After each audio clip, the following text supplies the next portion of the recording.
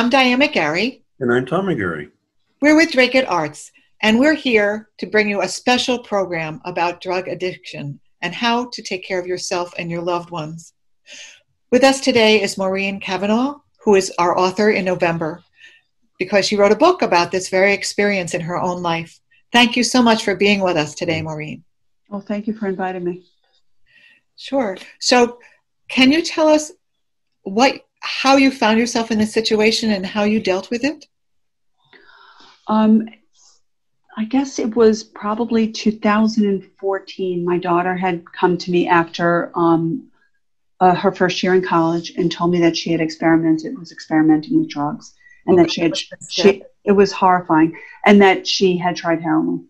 And I immediately, I brought her in for an evaluation at the emergency room, actually, and because I didn't know what else to do. And was she high at the time? No. She was just talking, hey, Mom, by the way. Telling me that she had, was worried about herself, and she was just concerned. So I brought her in and had an evaluation done, and she was referred to an outpatient program. Of course, I think she told them part of the story and she told me part of the story, but I assumed that since we were so close and she had come to me, that she would always come to me. Mm. And that assumption, unfortunately, was incorrect, and that drugs, once they take hold, which they already had, she still had that bit of her that wanted out and wanted to find a way out, but it had already started that whole process of deceit that often accompanies drug and alcohol use. The process of deceit. You start lying to protect your addiction, and she had already started to do that. So, well, how long had she been using? Do you know? I think it was fairly recent. I mean, I think she had drank maybe a little bit in high school that I didn't really know about. Maybe she smoked some pot, but there was no heavy drug use while she was living home. It was when she went away to college that it really started. The heroin use actually started when she came back home from college with somebody in our own town. Wow. And but the using and experimenting started in her first year of college. That must have made you think, I wish she never went away. It kind of did, although now I know that it would have happened anyhow, probably, because we often want to, and I did in the beginning, blame this one and that one, but it was her. She was trying to self-medicate and fill a hole or something with drugs, and that she probably would have done this anyhow. How do you self-medicate? Did she have an injury or something, or was she just unhappy? Or what? She didn't look unhappy to us. She was kind of unhappy being away from home because she was kind of a homebody. One of those kids that even when she stayed over a friend's house on a sleepover, she was always the first one home, and she just liked to be home. But it was a lack of confidence, and which was, I never really understood either, because she was popular and beautiful, but it was something that she didn't feel right about, herself, and trying to fit in, which is so typical of many kids. And, thank God not all of them go this route, but it's something to pay attention to. So you mentioned that it can happen to anyone, right? You don't have to be orange, black, purple, green, and you don't have to be rich or poor. It's something that can happen to anyone in any situation. I'm sorry, go ahead. No, that's all right. So if you are afraid or concerned about someone you love or a friend, or about yourself, what should you do? I think that, there are a lot of places to educate yourself now, thank goodness. And I think when this had first happened in my family, there wasn't a lot of places to go. So there's Learn to Cope, which is cope.org. People can find it there. And those are in-person meetings. And they're kind of like an Al-Anon or an R-Anon, which are other in-person meetings. And those are free of charge. They're open to the community. And you can go there if you're suspecting maybe your loved one has a problem, or if you know your loved one has a problem, and be surrounded by information and other people that are going through the same thing. And that, you know, not all of those things, there weren't as many meetings, but it was hard, and it was hard to find out about these things when I was first going through this. Mm-hmm. So, I mean, my answer was to go to, you know, you go to your doctor, you go to the emergency room, right? Because I didn't know who to ask. But even I was met there, and still this happens, especially, you know, unfortunately, in the place where you would expect them to have all the information would be the emergency room. It depends on who's there. Now, sometimes they have recovery coaches in the emergency room now to help, but all too often people are met with a list of places that are that may take their insurance and told to go make some phone calls. Mm-hmm. Wow. And I mean, you know, and that must be overwhelming. I can just think how overwhelming that is. Even when I'm healthy and just have to go, oh, here, you need, you know, a root canal, call these guys. I'm like, oh my gosh. And that's a healthy situation. Well, that's why I created the organization that I created. It's called Magnolia New Beginnings, and people can find that at magnolianewbeginnings.org. There's information on there. It's a national organization. It came out of this need for information for myself and not being able to find it anywhere. And it's grown to over 25,000 people in the organization. And I think that if it's not on there, you can ask somebody and they'll tell you where it is across the country. So it's turned into a beautiful thing. And we have, I think it's 31 different groups. We have a national group that I encourage everybody to join. And those groups are on Facebook. So they're closed groups on Facebook. You have to request to join. There's a couple of questions you have to answer. And after you answer the questions, you're welcomed into the group, and you're able to ask other people that have gone through this or are going through it currently questions. And there's a Massachusetts group. And we have, I think, about 1,600 people just in the Massachusetts group. And trust me, whatever problem you have or you think you have or question you have, there is definitely somebody that's gone through the same thing and can answer that question on there. It's so helpful to have someone who's gone before. Right. So and, you know, even as far as treatment centers, when I first was trying to get my daughter into treatment, after I realized the extent of the problem, I Googled things. I didn't have anybody to ask. You can't go next door to the neighbor and say, can I borrow a cup of sugar? And do you know a good place to send my daughter for her heroin addiction? So you have to laugh. This is even in the book. You have to laugh, otherwise you're crying all the time, and it doesn't work. Right? Yeah. No, crying it would never help me at all. I don't understand the whole concept of a good cry. I don't understand. So I realized that here's a gap, and there's no one to ask. So I always called Magnolia, the state groups, especially Massachusetts group, is amazing. It's like the Angie's List of treatment. You can go on there and say, I have a child that is going through this, that, and the other things. You know where I should go. And even at 2:00 in the morning, 20 people will answer you. Wow. So it's amazing, amazing. And we're going to be starting online. We have done a few online Zoom meetings because of COVID, but we're going to be starting more online Zoom meetings and trainings through Magnolia in the next couple of months.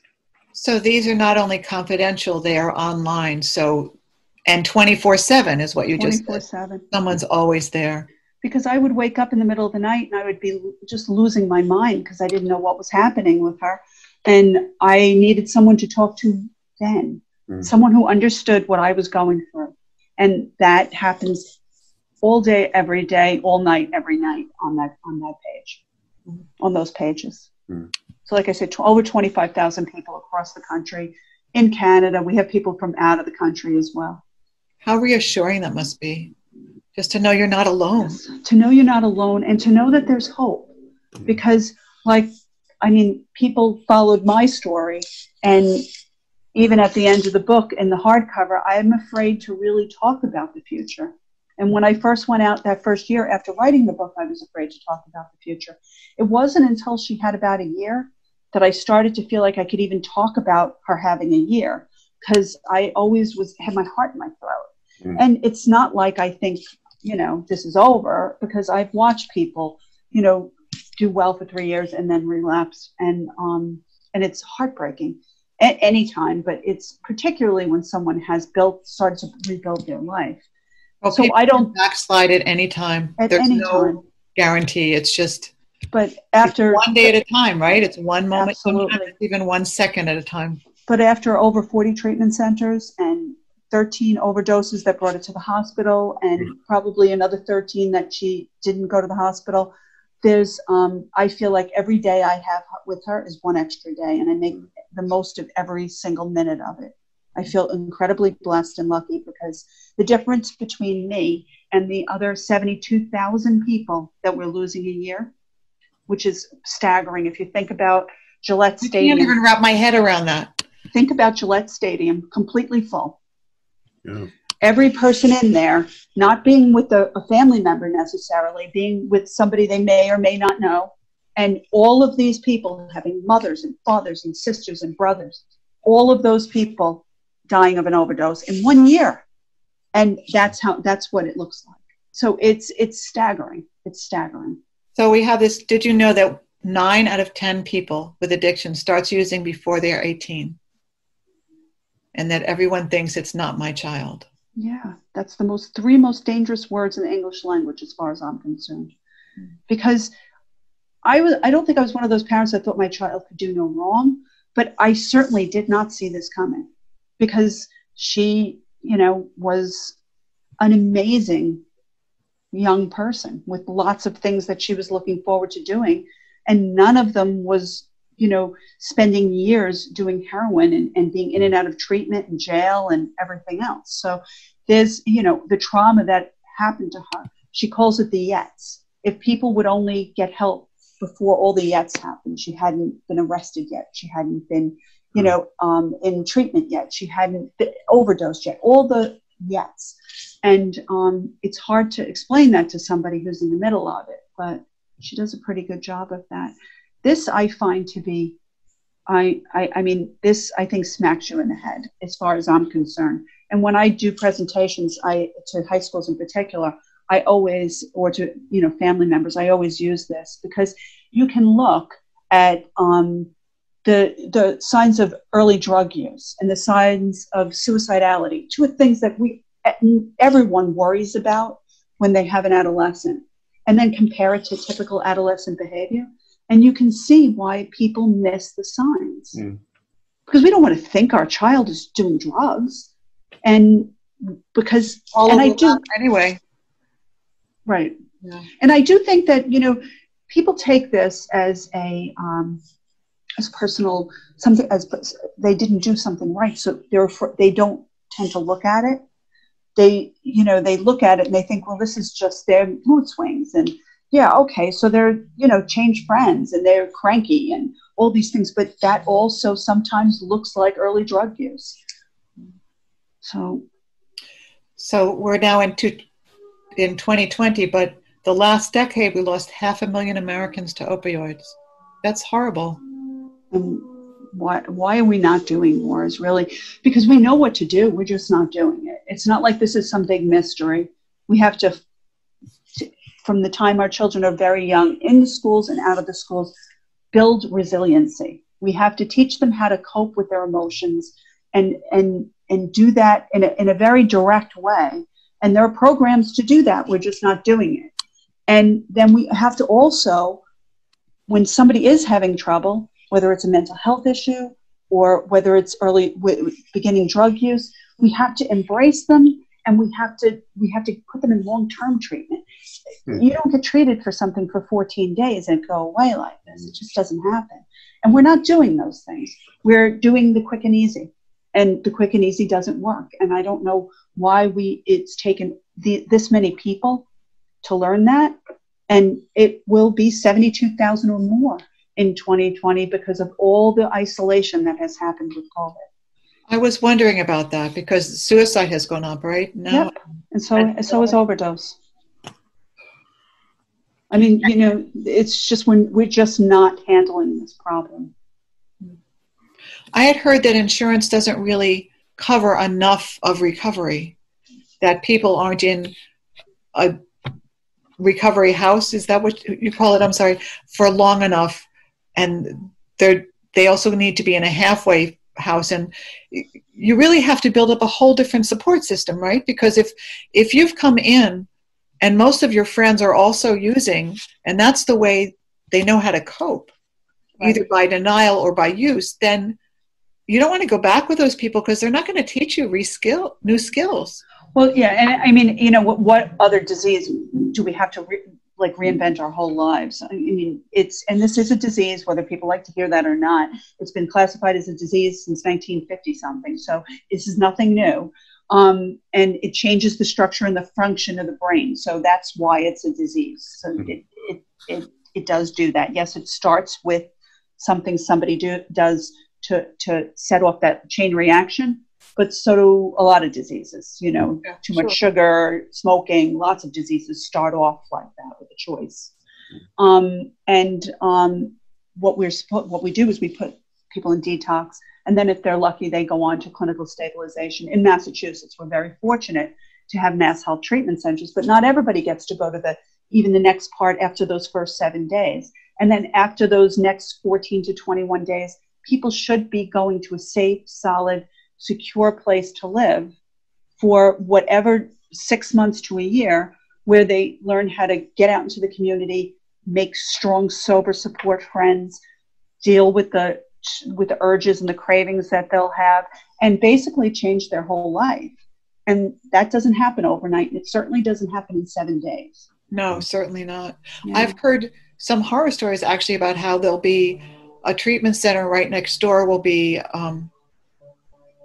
a liquor store or a marijuana store or something. So it's really difficult. Or one person told me that a hospital had NA meetings, but some of the people who came were actually the dealers. So that really defeated the whole purpose for the members who were coming. I mean, you really need a support system around you for a while before you're able to go out and navigate the world. And, you know, there's going to be dealers. In order to be able to navigate that, you have to have had this strong support before going out to do that. So I'm a time function person. So you said you have to have enough time to, I remember when my kids were little, there are all these things, you know, you're going to breastfeed for so long, you're going to change diapers for so long, you're going to have this behavior, the terrible twos are only for 2. So there was always the light at the end of the tunnel. Is there an idea of when, I know you're never not an addict once you're an addict, but is there a time period when, yes, I'm more on secure footing now, I can hold my head up and go walking down the street by myself and not be so worried? I would think it's different for everybody. It took a year for me to start to see my daughter come back because her brain was changed. And, you know, after a year, I started to see more and more of the Katie that I knew. But there's a program in Italy called San Patriano, and it's a community, and it's 3 to 4 years long. We sent our children to college for 3 to 4 years. Why do we think that they can change their whole life and the chemical balance of their brain and everything else in you know, a shorter amount of time? And in that program, they spend a year in the program, and then they learn a skill, or a trade, that then they slowly go out into the community and they practice the trade or the skill out in the community and come back, and then they slowly fully go out into the community. And this is what we should be doing, and it works. But wonderful model. Yeah, I think so too. I mean, and there are other places, you know, and there are people, particularly if you have money and you can afford to have your child in treatment for a year, there are year-long programs, and there are free programs or donation-based programs that are very, very faith-based, like Teen Challenge, that are, which is in Brockton here in Massachusetts, that are 18-month programs for men. And I think they have a program in Rhode Island too, but they're very faith-based. So if you're not of that faith, or if that's not going to work for you, that's not going to work. And then there are other programs across the country where people stay for a year. But I mean, I think it's a minimum of a year. So you mentioned something twice now. You've said the brain chemistry changes. And Can you talk a little bit more about that, how it changes and how long it takes to come back? Because you said your daughter started to change back, her brain chemistry was changing again. Yeah, again, I think that it's probably different for everybody, but it takes at least 90 days for things to kind of settle down. I try And not what does that mean, settle down? to come back to normal, to start to come back to normal, even begin to start to come back to normal. Okay, so that's not normal yet. That's just from getting over full to coming away from being functional. Absolutely. There's a wonderful woman named Dr. Ruth Pote, Potee, and I think it's ruthpote.com is her website, but you can look on YouTube for Ruth Pote, Ruth Potee, and she has videos on the physiology of addiction. And that's where I first learned, and I went and saw her over and over and over again. I still can't even come close to explaining it how she explains it. So I would encourage people. But when I first heard her speak, and also Dr. John Kelly from the Recovery Research Institute, I think it's recoveryanswers.org is his website at MGH. And I heard the two of them speak, but Ruth really stuck in my head because she explains it in such a way that anybody can understand it, but she's not talking down to you, but you don't have to be a doctor to understand her either.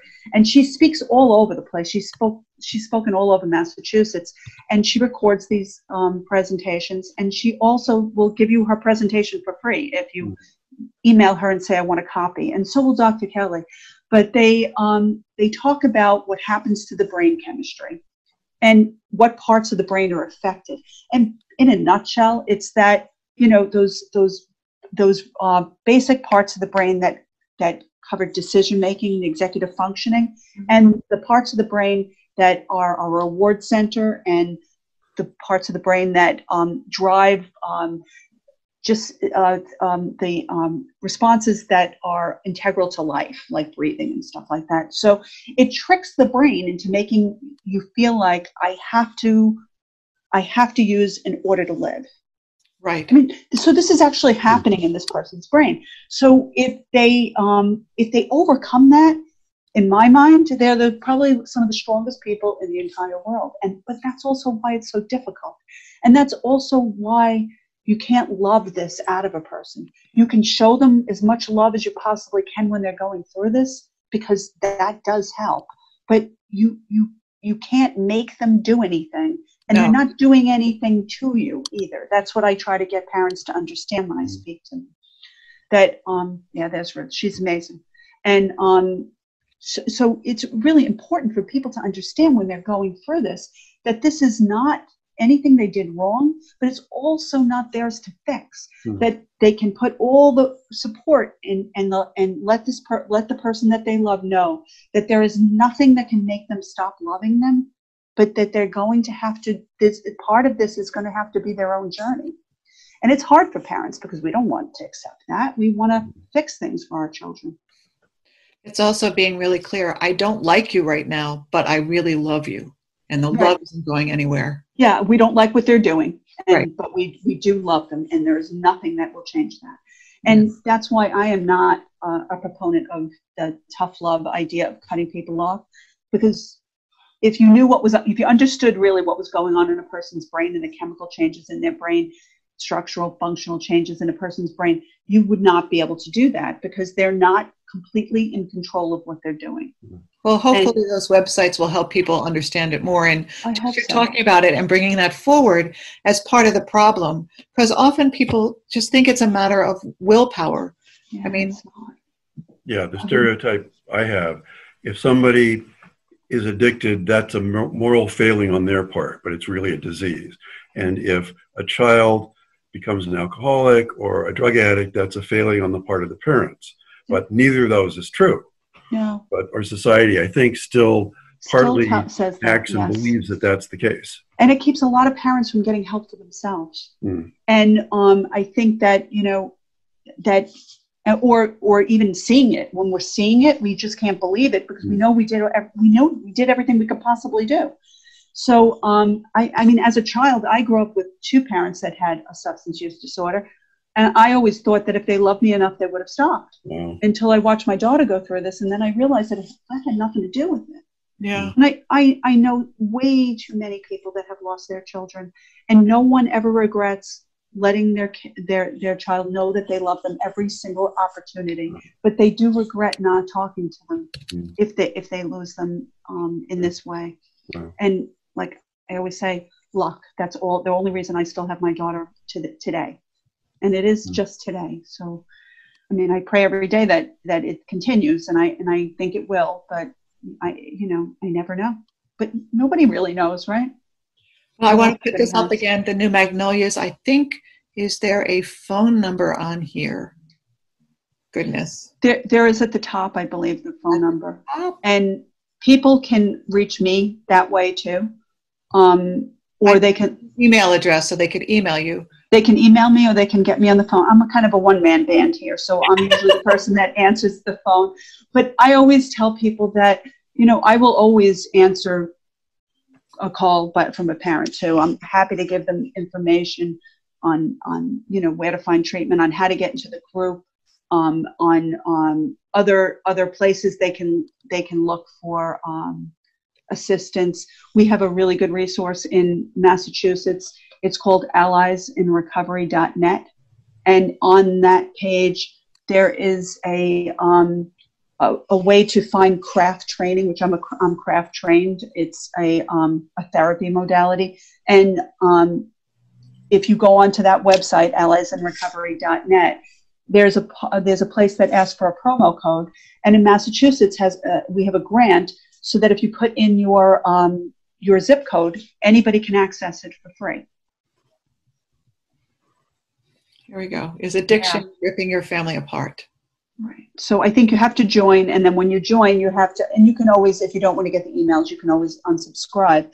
But there is a place in there to go for craft training, and then you put your zip code in, and you could always put mine, 01864, if you're not in Massachusetts for some reason and are hearing this.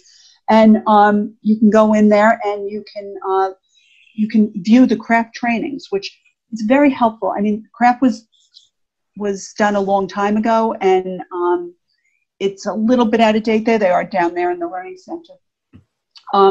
But you can, they have valuable information.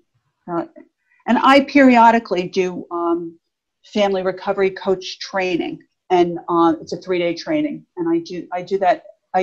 Well, before COVID, I was doing it all over the country, but I'm going to be doing a free one for families pretty soon.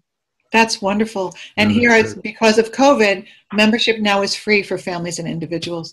So it's really more of Oh, that's awesome. A problem now, because we're so isolated. Having issues that come up that, normally we don't have. We think, oh, I'm better. But now we're so restricted. Right. We're just restricted. And it's stressful. And stress in different ways. On Magnolia, we were having Zoom meetings, and we're going to be resuming those soon. But we also have 2 Facebook pages for people in recovery. One is called Magnolia We Do Recover, and the other one is called Wicked Sober. And both of those pages I also manage. And between those 2 pages, there's about another 10,000 people that are in recovery. And we are constantly posting Zoom meetings on there, too. That is great. People can get help. Thank you so much. It's been so wonderful to talk about this problem and to get a glimmer of hope and realize there are wonderful resources out there for both the families and the addict themselves. Thank you for bringing this forward. And please, if you need help, reach out. There's always somebody there to help you, someone who's gone before and knows the path and knows how you're feeling. Thank you very much. This is Diane McGarry and Tom McGarry from Dracut Arts, bringing you a public service announcement because Maureen Cavanagh will be with us in November to discuss her book, If You Love Me, A Mother's Journey Through Her Daughter's Opioid Addiction. Thank you. Thank you. Thank you very much.